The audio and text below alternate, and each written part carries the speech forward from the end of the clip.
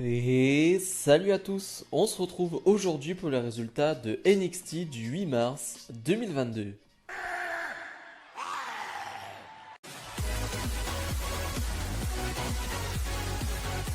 Et on débute ce show avec la première demi-finale du Dusty Rhodes Classic Tournament féminin avec Cora Jade et Raquel Gonzalez qui font face à Wendy Choo et Dakota Kai, un match d'une dizaine de minutes. Un bon match, voilà, j'avoue que je m'attendais peut-être à un peu mieux, je trouve qu'il n'y a pas assez de folie, mais c'est aussi parce que finalement ça va être du 2 contre 1 pendant la majorité du match car finalement, Toxic Attraction va s'en prendre à Raquel Gonzalez sans que l'arbitre puisse les voir. Et donc Raquel Gonzalez va être très diminuée pendant ce combat. Donc on va avoir un 2 contre 1. Et on va en voir plus de Wendy Choo dans ce match. Et Wendy Choo fait bien le boulot, je trouve. Elle fait de belles choses. Outre sa gimmick qui est particulière, voilà. Mais je trouve qu'elle fait vraiment de belles choses et c'est très intéressant à voir pour la suite. Mais voilà, le match va pas aller plus loin, il n'y a pas de folie.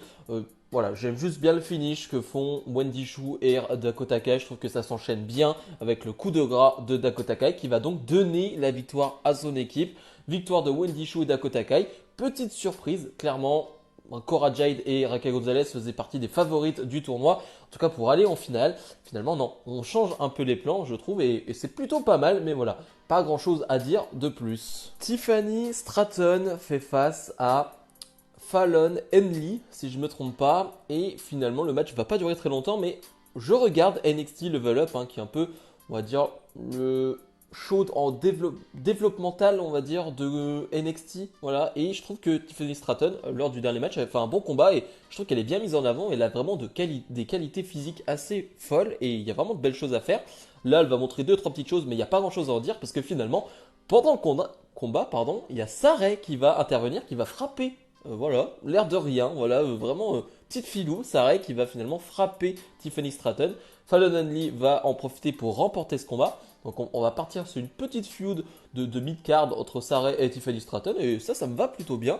Sarray qui a quand même plus d'expérience qu'une Tiffany Stratton. Ça peut aider Tiffany Stratton à aller mieux tout simplement. Donc je suis plutôt pour. Grayson Waller fait face à LA Knight dans un Last Man Standing match. Quel match d'une quinzaine de minutes, vraiment ils vont leur laisser beaucoup de temps et tant mieux parce qu'il en fallait. C'est un match qui doit un peu conclure leur histoire. En tout cas, c'est ce qu'on peut croire. Et finalement, c'est un last man standing match, donc il y a un rythme particulier parce qu'il faut laisser son adversaire être décompté au sol. Donc voilà, c'est un rythme très bizarre, le last man standing, mais je trouve que le rythme est bien parce que finalement, ils vont pas trop le faire tant de fois, ils vont pas compter tant de fois, donc c'est pas plus mal. Déjà, merci au public, tout simplement. Vraiment, les fans présents ont été à fond dans ce match, surtout derrière LA Knight, bien évidemment, qui est devenu une grosse star du côté de NXT 2.0 pour le public présent. Vraiment, c'est peut-être la superstar qu'ils préfèrent. Vraiment, ils sont à fond à chaque fois et ça fait plaisir. Bref, on a vraiment un super combat. On va avoir une poubelle, on va avoir des chaises, on va avoir des tables. C'est un combat vraiment très complet qui va finalement se jouer sur des détails, mais je trouve que c'est très bien amené à chaque fois. On va avoir le garde du corps de Grayson Waller qui va avoir un rôle à jouer, mais qui est bien amené à chaque fois. C'est pas en trop, c'est pas abusé. Je trouve que c'est bien fait à chaque fois. Comme sur ce final où finalement Grayson Waller porte une grosse descente du coude du haut du coin du ring sur la table des commentateurs. Magnifique descente du coude. Et finalement il va se relever avec l'aide de son garde du corps qui était lui attaché au coin du ring. Je trouve ça très malin. Je trouve que c'est vraiment bien fait. C'est dans le petit détail, mais c'est bien réalisé. Donc vraiment, j'ai pris beaucoup de plaisir. Donc victoire de Grayson Waller. Je ne sais pas si Grayson Waller doit maintenant se détacher de LA Knight et LA Knight doit peut-être aller dans le roster principal. J'en sais rien, mais en tout cas, si c'était vraiment leur dernier match, je trouve que la feud aura vraiment été excellente. Deuxième demi-finale du tournoi Dusty Rhodes classique féminin. On retrouve Kacy Catanzaro et Kayden Carter face à Yoshirai et Kaylee Ray. Un match de moins de 10 minutes. Mais quel plaisir, je peux le dire aujourd'hui. Ça fait des semaines et des mois maintenant, mais je suis un énorme fan de Kayden Carter et surtout de Kacy Catanzaro. Il y a une telle évolution depuis 2 ans et je les trouve vraiment excellentes. Et là, c'est même pas juste, ouais, elles se sont améliorées, ouais, c'est vraiment pas mal. Non, je les trouve vraiment excellentes. C'est une superbe équipe, peut-être la meilleure équipe féminine, je pense, côté WWE, parce que c'est une vraie équipe. Il y a de vraies combinaisons, il y a un vrai lien, il y a une affinité, il y a quelque chose. Je pense que c'est la meilleure équipe féminine du côté de la WWE. Peut-être si tu mets Sasha Banks Bailey ensemble, mais ça c'est autre chose.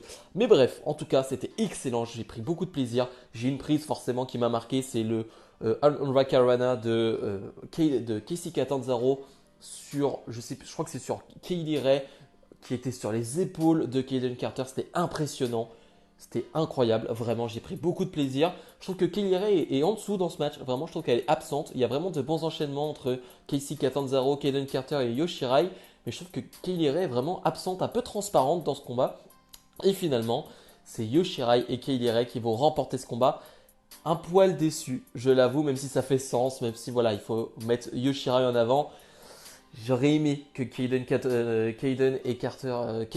pardon, et Casey Catanzaro remportent ce match, tellement c'est une bonne équipe et je trouve que ça aurait été assez mérité. Imperium était censé défendre ses titres par équipe face aux Creed Brothers, mais bizarrement, les Creed Brothers ont été attaqués plus tôt dans la soirée et finalement, donc c'est MSK qui prend leur place. MSK qui va se faire huer pendant ce combat et ça me gêne. Vraiment, je ne comprends pas pourquoi ils sont hués une nouvelle fois. Alors, ils ont été repackagés, on va dire, il y a quelques mois maintenant. Voilà, on pensait que c'était fini cette haine de NXT, des fans de NXT envers MSK. Et bah non, ça continue. Là, pour le coup, ils sont encore hués. Je comprends vraiment pas pourquoi. Ça me dépasse.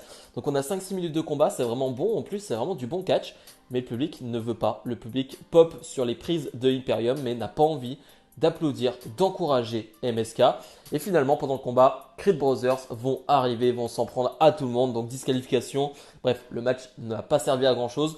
On se doute bien que c'est Imperium qui s'en est pris à Creed Brothers. Et j'imagine que on garde le match pour Stand and Deliver, le Creed Brothers face à Imperium. Et c'est pas plus mal. Voilà, faut le garder bien caché, bien tranquille pour ce gros événement. Et le main event tant attendu, Bron Breakker, le champion NXT, défend son titre face à deux superstars, Tommaso Ciampa et Dolph Ziggler. Un main event qui va durer presque 15 minutes et un main event de très très haut niveau, de très très grande qualité. Si vous ne l'avez pas vu, allez le voir tout de suite. Vraiment, je vous le recommande déjà, allez le voir.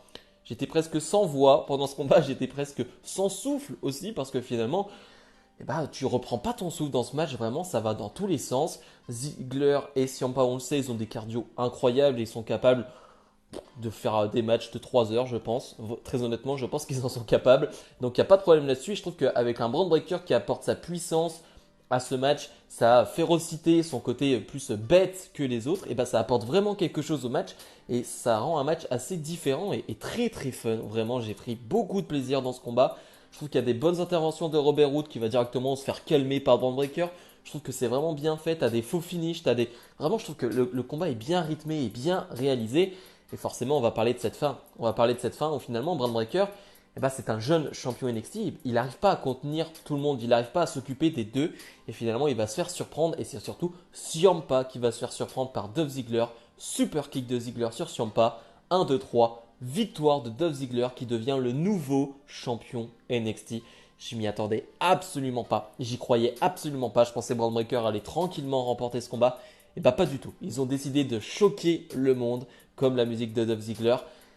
Et en réfléchissant, je me dis que c'est la très bonne idée. Premièrement, ça va faire parler de NXT 2.0. Et ça, c'est une très bonne chose. Il faut que les gens voient ce show. Il faut que les gens regardent NXT 2.0. Deuxièmement, je pense que Bron Breakker ne sera pas appelé dans le roster principal. Pas tout de suite. Je pense qu'on va avoir droit à une histoire entre Breakker et donc Ziggler. Parce que finalement, c'est Ciampa qui prend le tombé. Donc Breakker n'est pas dans l'eau et il n'est pas dans la défaite. Et je pense qu'on aura une histoire entre Breakker et donc Ziggler jusqu'à NXT Stand and Deliver qui a lieu le même jour que WrestleMania. Et je pense qu'on verra Bron Breakker à Raw, voilà, pour continuer cette histoire avec Ziggler.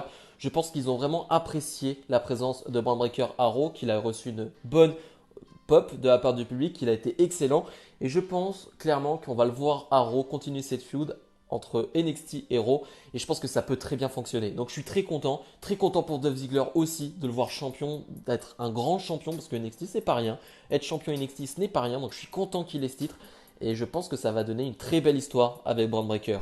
Bilan de ce NXT Roadblock, je l'ai trouvé excellent une nouvelle fois. Hein, je me répète chaque semaine, mais tous les shows sont excellents ou presque. Là, c'était du bonheur. On a eu de super combats, on a des histoires qui vont amener de super matchs pour le futur. Bref, je prends vraiment beaucoup de plaisir. C'est mon show préféré de la semaine à chaque fois. Et il y a vraiment des superstars qui commencent vraiment à grandir dans mon cœur. Et vraiment, j'adore ce show. Vraiment, j'adore ce show. Donc, si je dois donner une note, on va être sur un bon 8 sur 10. Bref, comme d'habitude, n'hésitez pas à mettre le petit pouce bleu, à vous abonner. Nous, on se retrouve dans la semaine pour d'autres vidéos. Salut, salut!